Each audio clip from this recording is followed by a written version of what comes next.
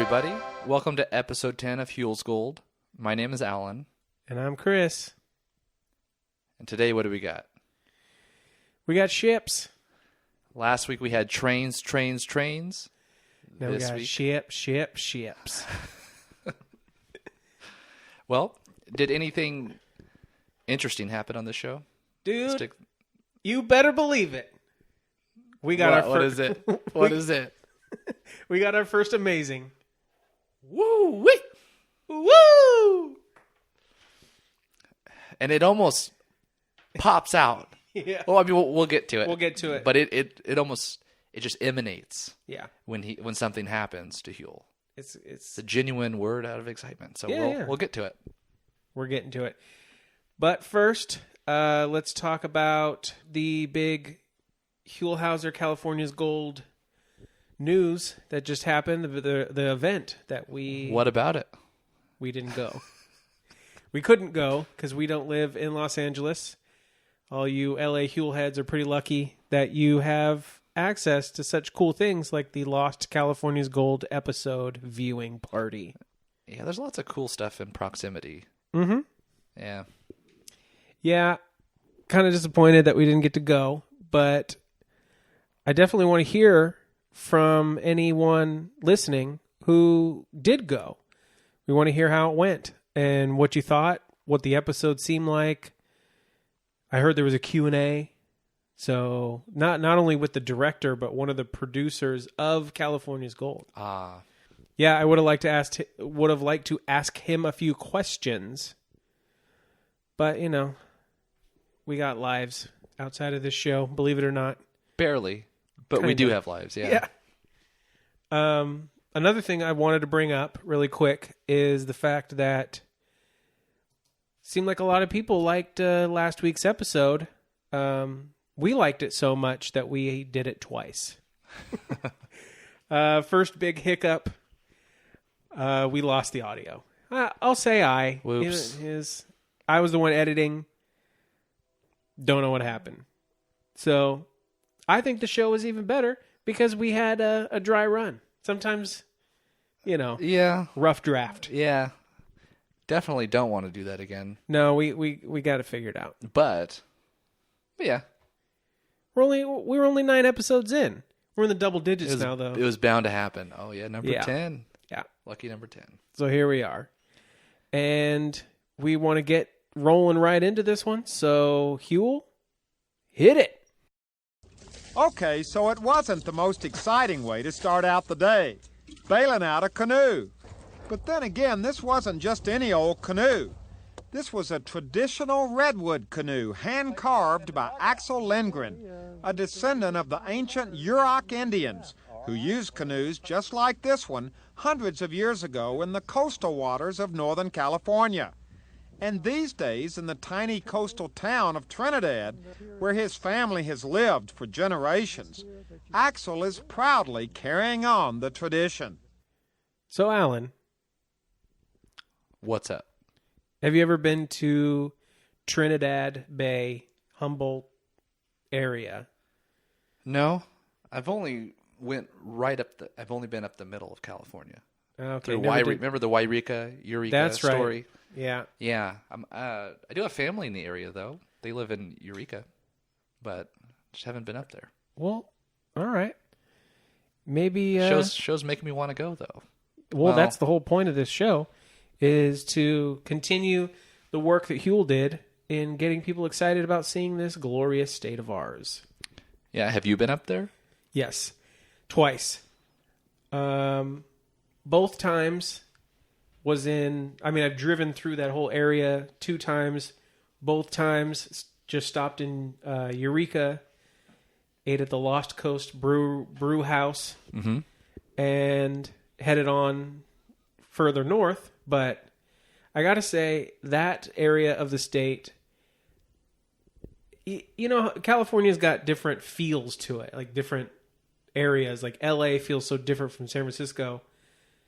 But Humboldt area feels like a whole different world to me. It was like what? I don't know. It's almost like, well, I'll just tell the story of driving back with my mom and sister. Mom's driving. I wake up from a nap in the car, and we're in Humboldt itself. And I thought I was like, I don't know, in Maine or something. It felt like we traveled to the East Coast. I thought it was going to be asleep. A story like you got robbed or something. No. We were in Walmart. Nice. We're sleeping in the Walmart parking lot because it's free. No. And then we got robbed. No, that is not what happened. But I really like this area. Huell makes it seem pretty cool too. But first off, you hear our theme for the week. And I really hope that you go to our Instagram or Facebook or Twitter, somewhere where I post all these screenshots, because you got to see Jeff. Oh yeah, he looks so peaceful. He does. While he's playing the accordion. Does he remind you of anything? Maybe a non-living thing that looks somewhat like this? That's a broad question. That's really broad. What are you thinking of? He looks like an animatronic in the Pirates of the Caribbean ride at Disneyland. That's awesome. Because he's dressed like a sailor. He looks like he'd be an extra in the live-action Robin Williams Popeye movie or something. He's playing the accordion, but he looks good. And he kind of sets the scene for us because... Well, Huell was in Humboldt the whole time. Like, even the cold open, he's on the bay. Right. And that was a good way to start on the water for the ships. But then, what do you think about our state outline scene here? My favorite part about it is that he's scooping water out of San Bernardino, Riverside County. With a Mills Brothers gallon coffee can. It's a weird way to start it, and as you heard in the clip, Huell even says, like, it's not the most exciting thing to do.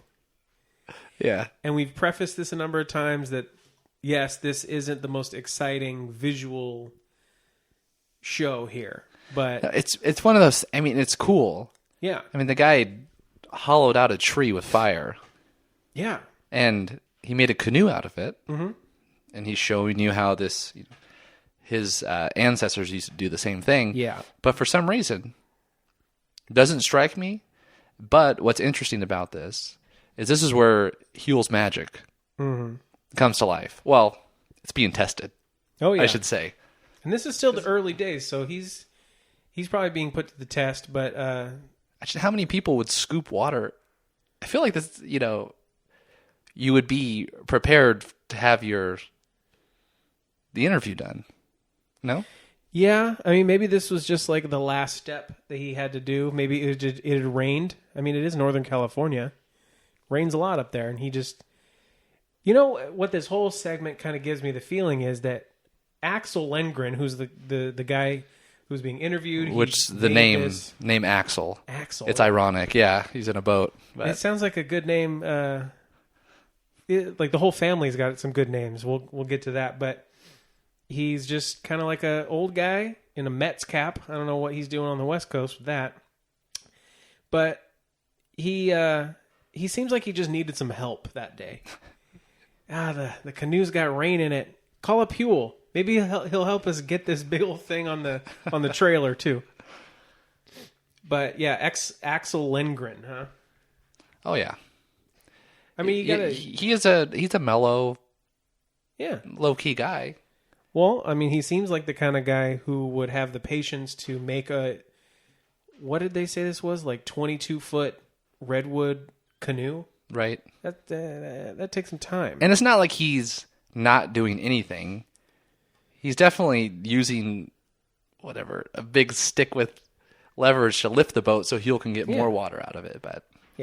But Axel's kind of just giving a little breakdown on the canoe itself. Because how did he explain it?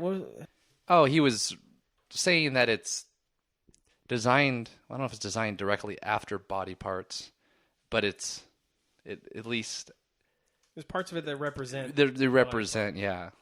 So you have two noses apparently. I think it was like the bridge of the nose and then the nose itself. But you have two sides. Well, no, we'll get to the bottom there because the front is the bridge of the nose, nose, and then there's just you're right. There's a rib cage, and then the heart is not in the rib cage. A little dangerous biology there. But then you think like, okay, nose, bridge of nose, rib cage, heart. What would be next? Kidneys. Right. I mean, there's a lot more vital organs in my thoughts. I don't know what about the kidneys were so, deserving of being etched into redwood. But after the kidneys, Well, before we should probably talk about Huell's jacket. Yeah. Okay. I think everyone... What did you think about it? I had a thought. I think I know what you're thinking. I don't know if you do. I do. I bet you don't. I think I do. Give it a shot. It looks like it's a reversible fish stick man jacket.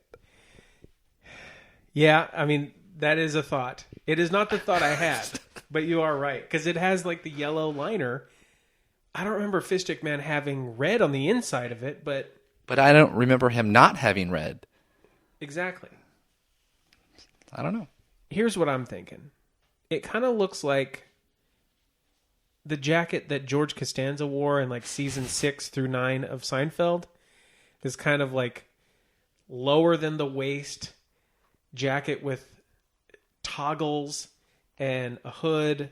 It's just it doesn't make Huell look as tall as he naturally is. No, because that has to be just like you said. He's a big guy. He's tall, and it looks big on him. It kind of drapes. Yeah, it does the same thing that the trench did in episode 3, where the bulkiness kind of gives him an odd... But as far as we know, he didn't eat any sourdough here.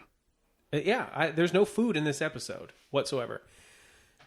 But what there is... Did you notice we made a big deal about, this isn't as visually stimulating of an episode. On this second or third watch that we've done, there's something very interesting and somewhat racy going on this whole scene. Let's hear it. There are these horses just making out with each other the whole time. I mean, they're not making out, but they are just kind of like nuzzling and licking each other's face up and down. Yeah, you're not really sure what's going to happen next. Yeah. Yeah. For a long time, too. The whole time that he's explaining the body with the nose and the heart and the kidneys and the seat.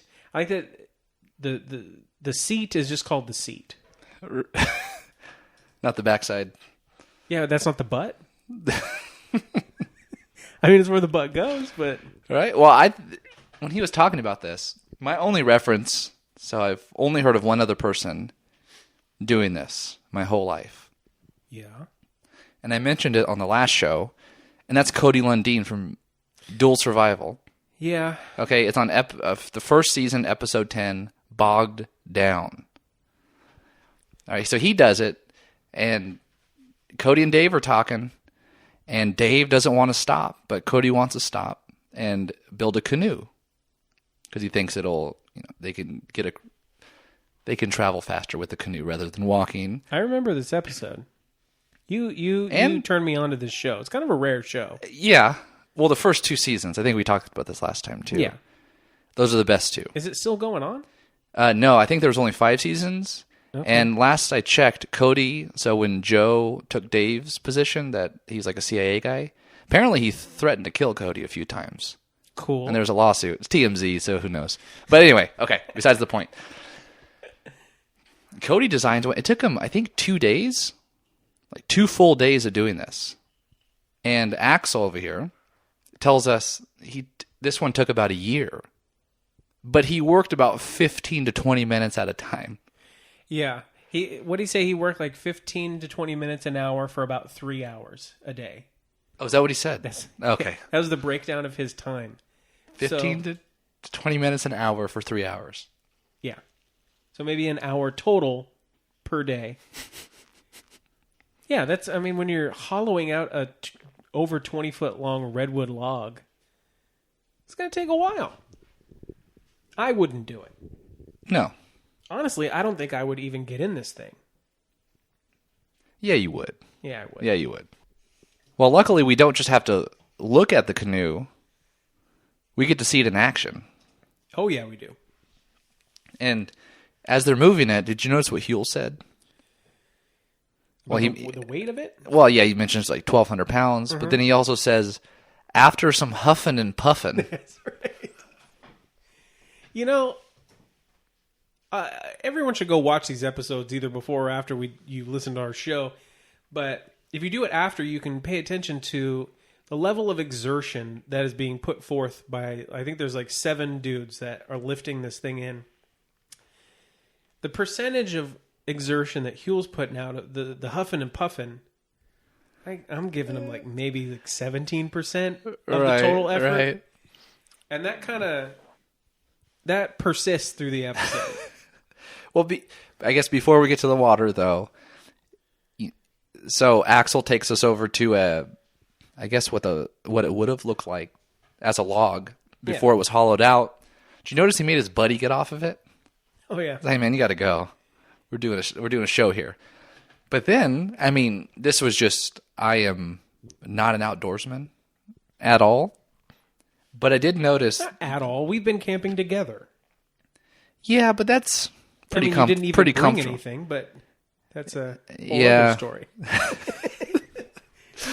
Okay, I brought myself. So out of doors. So yes, good enough. Yeah, it was nice. It was beautiful in the Kern River in Kernville. Yeah. So yeah, it was nice. So this is just my observation, but did you notice that Axel swung an axe at his own body when he was chipping away the wood? His legs are spread, though, no? Well, I don't know. Safety first, though, Like, right? would OSHA be okay with that? I don't know. If you're on the job, and if you miss and you take out your shin? I'm no Eagle Scout. I don't know.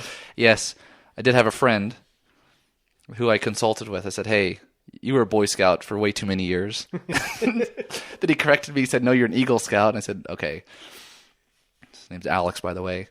So he said, yeah, that's not in our handbook or whatever he was mentioning. I wouldn't know. I only got to Weebelows, so that's as far as I got. And that was 2 meetings. Weebelows? I was a tiger cub. I didn't make out of 5th grade. I think it was kindergarten. Well, there's Cub Scouts. First? No, it was before Cub Scouts. Maybe it was I don't know the tiger. I think it was. age range. No, it wasn't cub. I Anyway, remember it as maybe it was an off-brand. We are from Yeah, sounds Bakersfield, like it. so What are you an Awana? What is that? Is that one too? that's a Christian one. Yeah. Yeah, it's Cub, and then Weebelow is just like 5th, 6th grade only. Yeah, And then okay. you into boy. And then Eagle is that? And then I don't know, Phoenix Scout. I'm not sure. What's the next level of? Phoenix Scout? Yeah, That sounds pretty extreme. it's all extreme. Extreme fun. That's right. But now let's get to the water, because my favorite guy of this segment shows up in the water, and that's Axel's son, Haus. And back to the percentages of exertion. Once they're on the boat, Haus is getting about 97% of the exertion percentage. And just so Haas, if the first thing you think of is Haas from Bonanza, looks nothing like him. No. So, Well, I wonder, because they don't throw up his name on the screen here. Is it Haas, like Hoss? Hass? I've seen that spelling before too. Or is it Hous, like Haus? the Haas. And he doesn't really look German. He kind of looks Native American, but Sort of, yeah. It's hard to tell from this far away. yeah. But, yeah, everyone, I mean, so if we're going to rank it here, Axel is definitely the most leisurely Yeah. on the boat. He I'll say built- canoe, not he boat. built Canoe. the dang old boat. He He did. doesn't need to be rowing this thing. It's true. I mean, when you think about it, Louis is in another one, presumably of the same canoe.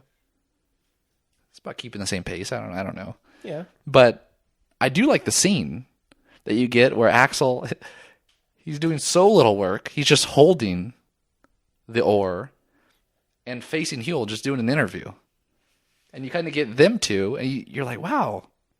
If someone were to jump in right now, they would say, man, Huell has some strength pushing that boat forward. And then you get the pans out. You see Haus. You see Haus back there? He's digging a hole in that water. There's nothing new for me. Bip, bip, bip, bip. So the beach that we're on, what did he refer to this as? It's an old home. Old home beach. Yeah, because he's talking about the times before the Spanish arrived in 1775 and kind of changed everything for the native population in California, which goes without saying. Imperialism changed North America quite a bit. Come on. How are you going to prove that? Okay, anyway. That's true. I need to put my historian cap on right now. Right. Yeah, Axel's kind of telling his story while on the canoe, not rowing whatsoever. And it's a good story. I mean, it's pretty kind of similar to a lot of coastal California Native American stories. And then the seas get angry, don't they? They do. Well, I mean, when they start rowing, there's a scene. I'll just try to set this up for anyone not watching. It stressed me out. I know. There's a point when Louis is behind. He's getting a shot from behind the canoe, watching them row forward, or just paddle forward, I should say. And Huell and Haus, they're rowing on the same side, and they're oars, right? Yeah. Okay. Yeah, they're nearly hitting each other. Yeah. Or just maybe from the angle they're closer than they actually are. But there's a point when maybe it's good that Huell wasn't rowing as vigorously. Yeah. They would have whacked oars. I think Haus has probably been doing this his whole life. He knows what he's doing. Okay, we'll go with that. Homeboy Haus is a pro. But yeah, the seas get a little treacherous, and they gotta row that puppy in, and that pretty much rows us on to our next segment. Huell, where are we sailing to next? Get us going. Well, there we were on a picture-perfect afternoon, cruising around San Francisco Bay on the Relief, a ship which has been designated an official National Historic Landmark. Now, this ship was originally operated by the U.S. Coast Guard. Now it's owned and maintained by the U.S. Lighthouse Society and is berthed in the port of Oakland. Originally, there were over 50 of these ships operating off the east and west coast of America. Now they've all been decommissioned, and the Relief is part of our proud nautical past. And why is the Relief so important? Why is it a historic landmark? Well, the answer is something that surprised me because I'd never even heard of such a thing. You see, the Relief was a lightship. Now, there's no debate that lightships served a useful purpose. They were literally like big floating stationary buoys, positioned anywhere from 3 to 30 miles out at sea. And the crew members who were on these stationary ships were sitting out there for up to 6 weeks at a time. All right. I'm not really sure we can continue at this point. Chris is so jazzed. I sure am. Okay, let's hear it. Well, our next ship is not just a ship. It's your favorite ship ever? That's why you're so excited? It might be. It is a lightship, which means it's basically a lighthouse on the water. Ooh, boy. It's a lighthouse. Oh, This man. is our first real full segment about a lighthouse vessel of any kind. Because we had the Santa Cruz surfing museum that was in a lighthouse, but that was just kind of a little throwaway. Right, yeah. Technically is part of the Lighthouse family. Well, First bit we get to see. The Lighthouse Society out here. The president of. Oh, my uncle. Yeah. We'll get there. We'll get there. So, we've made reference to the outline. They've been in San Francisco a few times. Huell and Louis have. And they always put the star somewhere in the middle of the Pacific Ocean. Apparently, maybe to not cause confusion or something, but they're in Oakland at this point in the bay. Yeah. And they just plop the star right on the bay, which is what they could have done with San Francisco. Yeah, that's what we've been arguing that they should just do because, yeah, it's going to be a little schlommied on there, but we know where it is. And it looks just fine. Yeah, look, I mean, yeah, there's some overlap of the bay and the star, but come on. Right. We know that's where it is. Don't put it out in the ocean. Where perhaps the relief lightship was sitting to beckon people into the bay itself, which is what Wayne Wheeler, the president of the U.S. Lighthouse Society, was saying while on the vessel.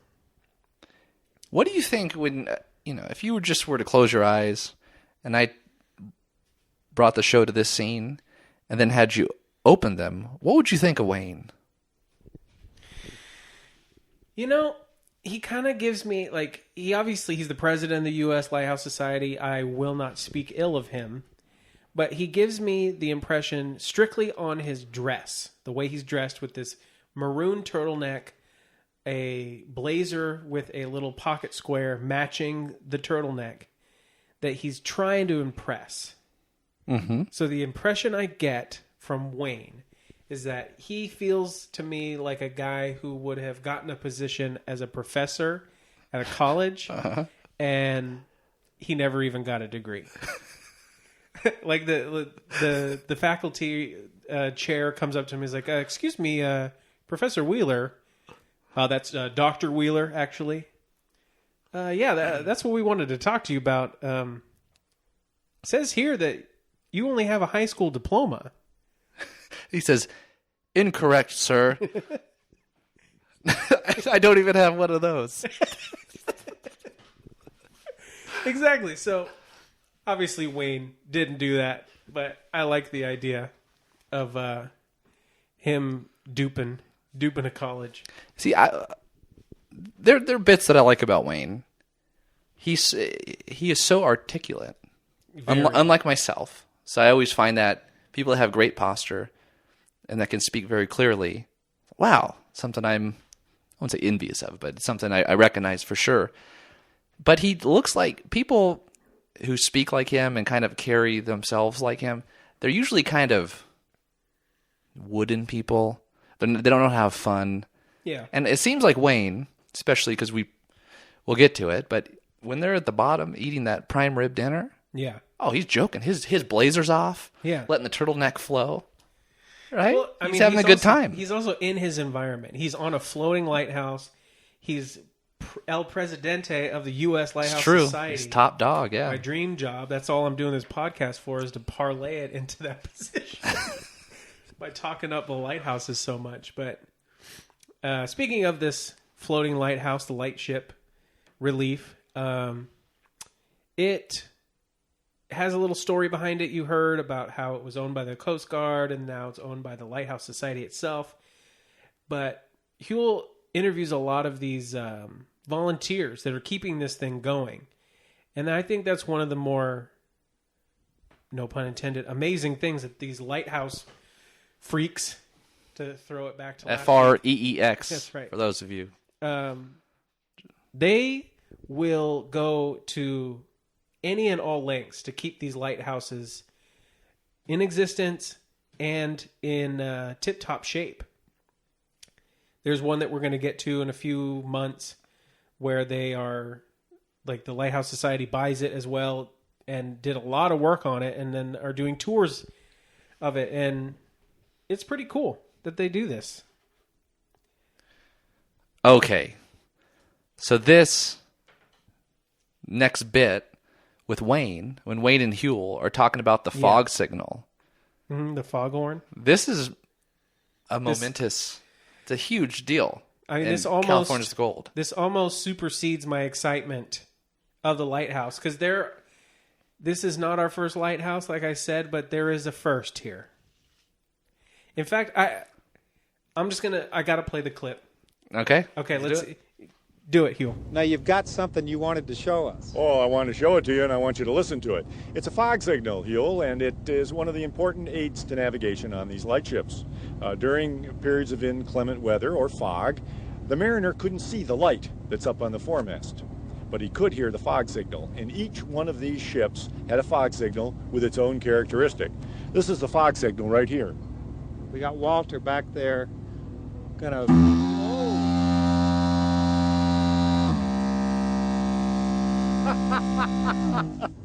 That's amazing. Gas? Now, with that thing, how could the crew put up with that going all the time? It was miserable, and typically it might go off every 30 seconds, and you could have 24 hours, 48 hours of fog.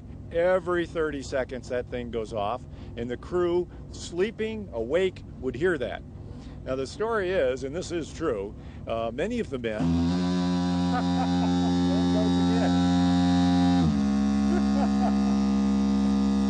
And that illustrates my point, because when the crew goes ashore, after hearing this 24 hours a day, day in and day out, they would stop in the middle of their conversation with their wives because they were so programmed to halting their conversations every 30 seconds or whatever the characteristic was, that they would have to stop automatically and then continue on with, honey, I went fishing.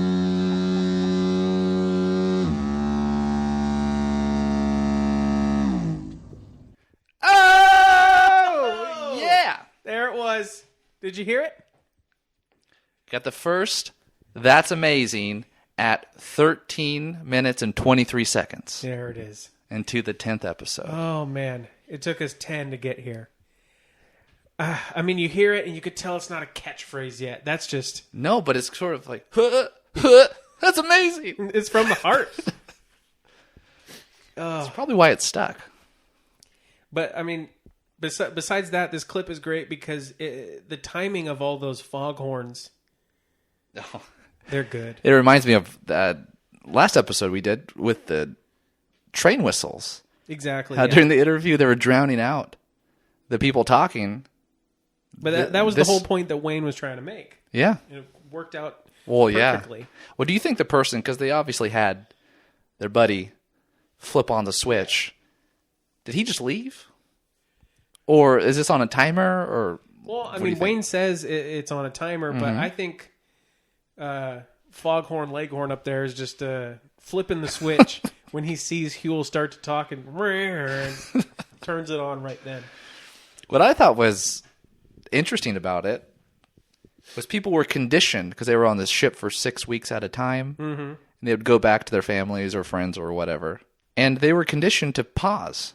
Yeah. Whatever, I think Wayne says 30 seconds, but it seemed longer than that, but whatever it was, they'd be kind of funny. Or not. Yeah, it sounds like kind of an old wives' tale-y kind of a thing, but I'm sure it happened. So you heard the clip, but one thing that happens in this is a great kind of... have you seen that meme of, I think it's John Travolta from Pulp Fiction, and they put him in... and he's kind of looks like, around. Huh? What? This guy in the back here with this kind of sky blue shirt just comes around the corner. Huh? Oh, goes back around the corner. Speaking of volunteers, there's a volunteer that you liked, or at least he was wearing something you liked. Well, yeah, he's got one of our go-to 90s era Huell Hauser Productions fashion go-tos. What's that? He's got that sick fanny pack going. It's got the bro bag on. Yeah. He's got it like hitched to the side a little bit. Yeah. Just so he can have room to pop his thumb in his jeans pocket there. Maybe he's a rock climber. And it's just full of powder. He's got the chalk in there. Well, he said he's a chipper. Obviously I don't climb. He's a chipper and painter. So maybe he's having to scale the sides of these ships. He's got to keep his hands a little chalky. That's a good idea. Yeah, he seems like the guy who's a perfect candidate for like a medium and a half. He's got the extra medium? Are you making fun of his buttons popping? No, I just feel like, if he went a size up, it'd be too big. This is me. This is why I can see it. I have the dilemma of the button-up shirt for men. here's the deal. Just because a shirt, you need it to have a little more, abdominal space, let's put it that way, Right. does not necessarily mean that we need to have the sleeves of the shirt be equally large. Yeah. Does that make sense? Yeah, it does. So you get a large or an extra large, whatever size you need, based on your belly girth. It doesn't mean that you have these big Hulk Hogan pythons that you gotta. I mean, you're not Huell Hauser. Right. Huell Hauser's got these guns of steel. This guy's a perfect example of that. Mm-hmm. Beyond the fanny and his Casio watch he's got on. But he's loving life, though. oh yeah, he's outdoors. Exactly what he wanted. But then we got your favorite guy of this segment coming up next, right? Oh, absolutely. We're gonna meet Chuck, Good old Chuck. and he is a what is it? Mechanics? A High school mechanic teacher. Yeah. mechanics teacher, and he's my favorite. Firstly, because he's a manly man kind of person. Seems like, at least, and he has puka shells on. They're hidden in there though, below the beard. Yeah. But he'll make a left and right every once in a while. Those pukas pop. And they're white. Yeah, they just pop out. And the fact that he's wearing the boat on his shirt. Like the they boat have he's on. A special ringer shirt just for this boat's grand reopening or whatever, and he just wears it every time he's on it. Mm-hmm. He's the guy who goes to the concert and wears the band's shirt to the concert. I'm not going to lie to you. I've done that a few times. I know you have. Third eye blind. Got to represent, though. Yeah. Now that I think about it, he's my second favorite. Oh, really? Yeah. Who's We're gonna have to wait until we get to the next boat or the next ship. Well, so he was your favorite of this segment. It's a toss up actually. I mean, yeah, he's my favorite for sure of the segment. Okay. And it's in a close running with the next guy. Well, are we going to the next boat? Why not? Huell, hit us with the knowledge that we crave. At first, you're not exactly sure what it is. This thing out at the end of the pier at Seacliff State Beach in Aptos, a few miles south of Santa Cruz. And then, upon closer inspection, you discover it's a ship that's settled in the water, is broken into sections, and has people fishing on it. It's a landmark in these parts. All the locals know about it. But for visitors like me, seeing a sunken ship at the end of a pier was a little unusual. What's this all about? Well, to find out, I went to the Seacliff Visitor Center and met up with Bob and Helen Schoenberg, who are park docents and know all there is to know about the ship. Now, the ship is named the Palo Alto and was built back in 1918 at the U.S. Naval Shipyard in Oakland. It was built for use in World War I as a tanker, but the war ended before the ship was even completed, and it was never used as intended. In fact, the Palo Alto remained in dock in Oakland until 1929, when a private company bought her with the idea of making her into an amusement ship. She was stripped of all her vital machinery and towed from Oakland to Seacliff Beach, where she was positioned a little bit offshore, and then had enough water let in her so that she settled to the bottom of the ocean. They then built a pier out to the ship, and in 1930 opened for business as a party ship, complete with fancy restaurants and a full ballroom for dancing. Well, it was a popular place. People flocked for miles to enjoy the shipboard fun. But alas, hard economic times caused the whole operation to shut down after just 2 seasons. Her decks were stripped, the state of California bought her for $1, and she's been used only for fishing ever since. So that was kind of a long clip, but this was kind of a lot to take in. This is a long story of this ship. It's almost a sad story. Did you get that from it? Yeah. It was a ship that was meant to do one thing, be a tanker. Yeah. World War I. Didn't get to do that. Not even one day. Ripped the heart out of the thing. Pulled the engine right out of it. And then they sunk it. Yeah. And then it became a nightclub. And then that closed down. How long? 2 seasons? I don't know what does that mean? I don't know Like what half that a means. year? Or I don't 2 know. years, like the season is the summer. I just like that California got to pick it up for $1. What a deal. No wonder this state has a surplus. But yeah, you heard all about the SS Palo Alto, and it's a concrete ship, which you wouldn't think would float. And that seems to be a good reason or one of the reasons that people go check this thing out. Right. In fact, one of our first interviews is with a guy who is going there strictly to kind of put his mind at rest that there could be such a thing as a floating concrete ship, which this isn't. They sunk it, right? Right. Yeah, so it's affixed to the bottom. But just once again, we've got a California's Gold fashion go-to. Because the guy who's questioning the floatability of the concrete ship is with a friend who has the glasses case in the breast pocket. Mm-hmm. I really think we need to get this fashion accessory back. You said your dad did it. Oh, yeah. It runs in your family. My grandpa did it. It's all we need to do is get some short sleeve plaid shirts, tuck them in. This guy even has suspenders. We don't even need belts. This guy doesn't have a shirt on. First topless interview. We'll get to him in a minute. Yeah, we'll get to it. No, we're doing a Huell's Gold glasses pouch. That's one of our Oh, that's going to be one of our what I don't know what you want to call it. Knickknacks. patty wax? No. Give a dog a bone. No, one of our little pieces of merchandise. Right? Yeah. Yeah.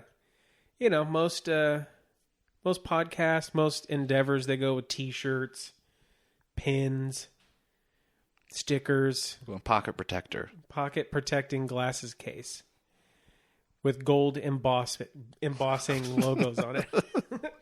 I wonder if we could really get those. I'm going to have to get an Oriental Trading magazine or a catalog. See if we can get those. Oh, well, I guess we could get back to the first topless interview Yeah. of Huell's Gold. California's Gold. I'm Yeah. getting mixed up We're here. not topless yet. No one knows. You're right. No one knows what we're wearing right now. Let's leave that to the imagination.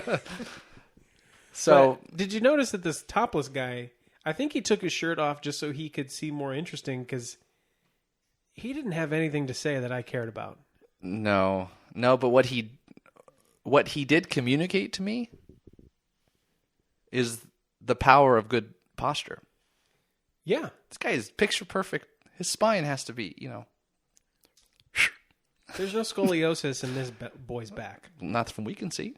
It also, it makes his pecs look more strong than I bet they really are. But how would you know? That's the power of posture. See, for me, and there's things people do, like you can grow a beard they call it the chin maker. Mm-hmm. Perfect posture, pecs maker. Yeah. You know, he really has the posture that only money can buy. He seems like... His mom made him walk around the house with books on his head. Sure. Yeah. I was going to say that he just looks so happy and well-groomed that maybe he's He did mention that well off. He grew up there, and I'm guessing it's really never been cheap to live in Aptos. I can't imagine so, no. Never been, though. I mean, I've been to Santa Cruz, which is right nearby, but never to Aptos proper. I've never heard it enunciated until... I hadn't either. I mean, I hope that there's more than this ship, because actually, I guess we can get into that now. The ship kind of has had some issues since this episode back in 91. Because as you see in the episode, like, this was your favorite part here of Huell. What's he doing? he was being defiant. Yeah. The first thing that I thought of was, okay, he's going to kind of step on it. There's no way he's going to try to walk down this narrow, sketchy-looking steel setup. Yeah, because I think the clip said that the whole front part of the boat is kind of broken off. But bits are attached, though. Yeah, there's like rebar. He called it bracings. He corrected Huell. It's not steel; it's black iron. Black iron, yeah. But Huell goes to step on it, and he says, "Well, can I walk on this?" He's like, I wouldn't trust it. Yeah, but why? Why? Because it's a bundle of rusty rebar. It doesn't look. We're gonna have to put a picture of this up on the Instagram. You got to see this because what would possess Huell to think that you could even do it? It's almost like a slippery log or something, but it's like the way it's curved. Yeah, you just wouldn't walk on that. No, I don't know. It's not terra firma. That's for darn sure. But back to the current state of this this ship here, Palo Alto. I was reading up on Wikipedia about. I wanted to see if it was still open, and I don't know if it is. But what I do know is that about 10 years ago or so, they found out that it was leaking oil, which you'd think they would have pumped all the oil out of this thing before they sank it. Don't be silly. Right. But they were finding out that birds and sea lions were coming out of the cracks in the hull with oil on them.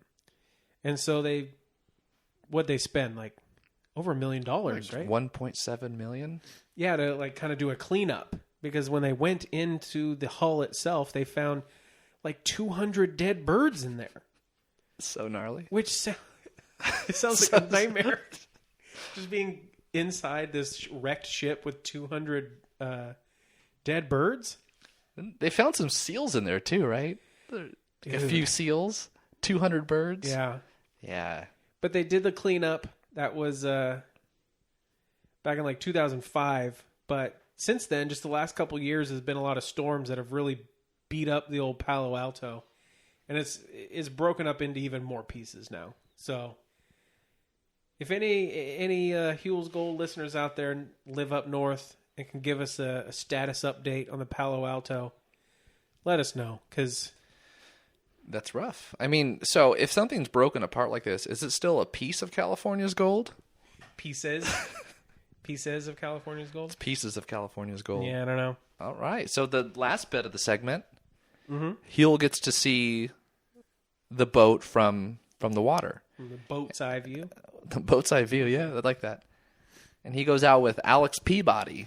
Yeah. Mr. Peabody over here. What'd you think of this guy?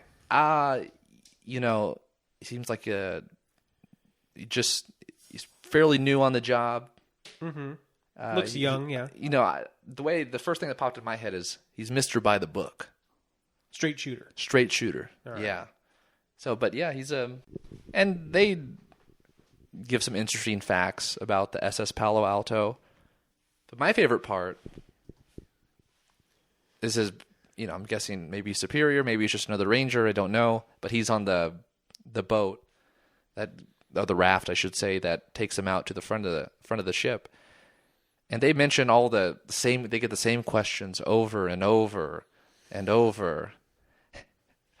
And the senior ranger basically said, he just admits that, yeah, we just kind of change the story as we go along. As someone who's been on a lot of different little tours like this, I always thought, I'll bet they do this. I think the last time I thought about that was I was at the mystery spot in Santa Cruz area.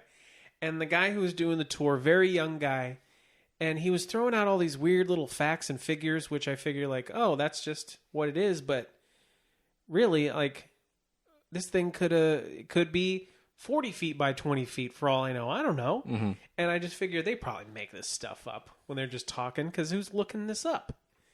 And what's his name? Roger Williams. He just confirmed right there. They're just making this stuff up. I'm sure it's not happening. Oh, then Mr. Peabody comes in. He keeps it. And he brings it back. These people need to know. I don't know. How would you describe it? Yeah. This may be the millionth time we've heard this question, but it's the first time for them and stuff like that. Just being a nice guy. Yeah. See, I brought up Alex Peabody, not because of what he was saying, but because of how he looks. This is a strapping young lad here. He's got a strong chin. He's got that red stubbly beard and his off-brand Ray-Ban sunglasses. Yeah. No, for sure. I'm confident enough to say this is... Well, he sort of reminds me of the actor that played Steve the Pirate in Dodgeball. I don't remember that. You don't remember him? I saw it when it came out. I don't know. Oh yeah, yeah. I think you would remember it if you saw it. Well, show me. Hold on. Take a break. Let's check it out. Okay, we're back. Yeah, there's definitely the strong chin, red beard. I see it.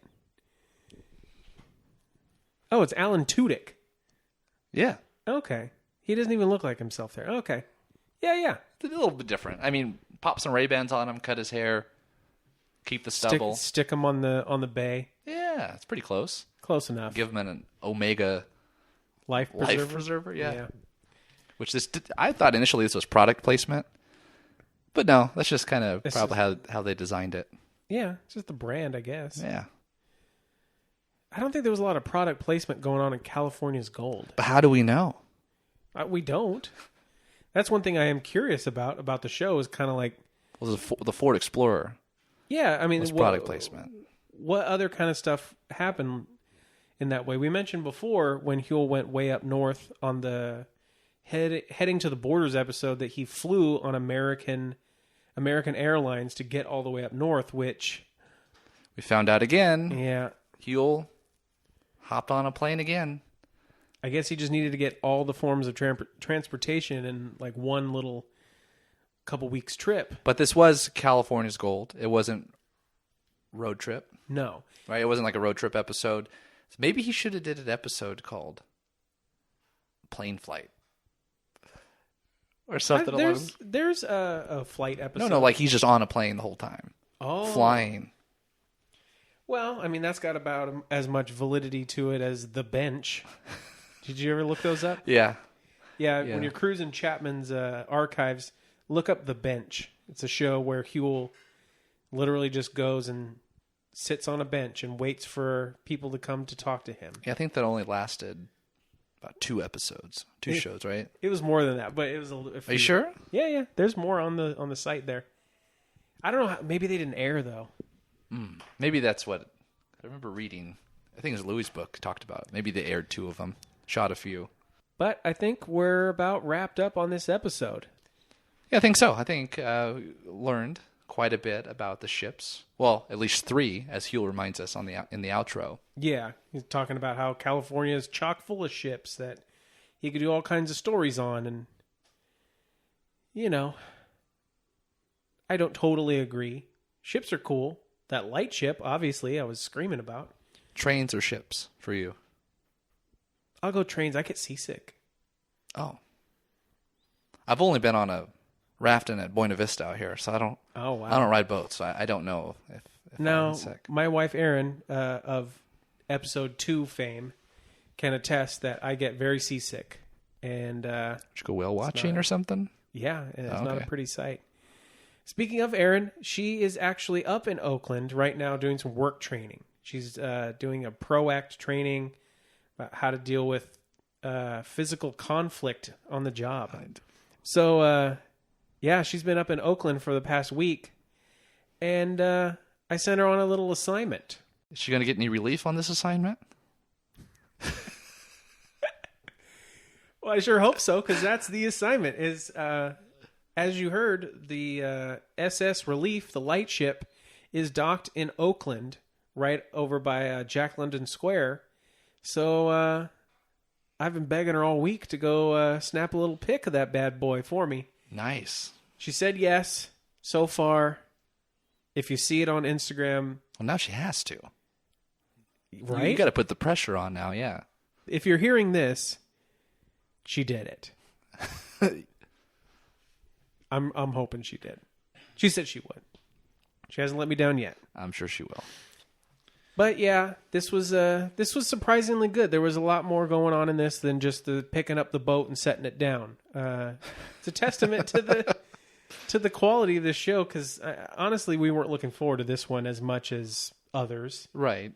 But once you kind of break it down, all these shows have a lot of great detail, and they place the geographic areas that Huell's in a good light. Mm-hmm. And that's what we're trying to do here. Is, keep that spirit alive and get people excited to travel. I mean, that's what we do a lot. Yeah. I mean, we just did a couple weeks ago. Went to the Blossom Trail. You'll be hearing all about that in, I think, a month or two. Which I'd never been to Reedley, but like you said, we'll talk about it more. Yeah, that was I had fun. Yeah. Seeing the Quilt Museum, that was a trip. Oh, yeah. But like you said, we'll talk about that later. Yeah.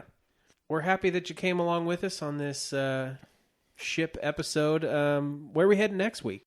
So Huell's taking us way up north. We're going to the Redwood National Forest. Way up north, yeah. Coming right back down, going to the high desert, L.A. County. Yeah. The Antelope Valley Poppy Reserve. One of Huell's favorites, yeah. Yeah, for sure. Yeah, there.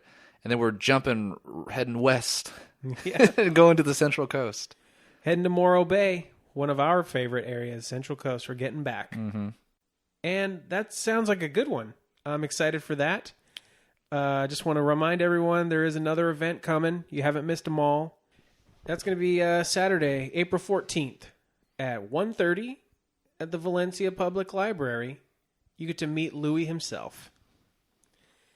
And you might also get to meet a couple of your favorite podcast hosts there as well. I think we might be there. I think we're going to have to. We've been dying for this one. And we're real sad that we missed the Lost California's Gold episode. We gotta get on over. We do plan on watching it, though, and breaking it down. Oh, it's on the list. It's going to happen. Maybe more sooner than later. I know we're trying to stay chronological here, but I'm too excited for that one. Maybe time for a bonus episode. Might have to be. But that's where we're at. This is where we're going. ending. That's right. But we hope that you come along with us next time as we continue our search for Huell's Gold.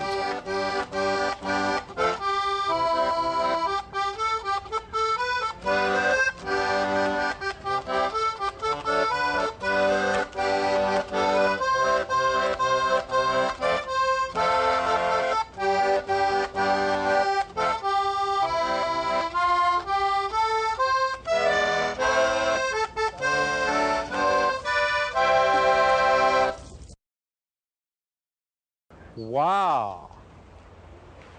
This is something. Now, can I go down in here? I wouldn't touch it. I wouldn't trust it. Why not? Well, first place, they'd frown on it. The state wouldn't like it because it's too dangerous. You know? If you fall in there, you've had it. Look at all of this steel. That's black iron. Black iron. Not steel, it's black iron.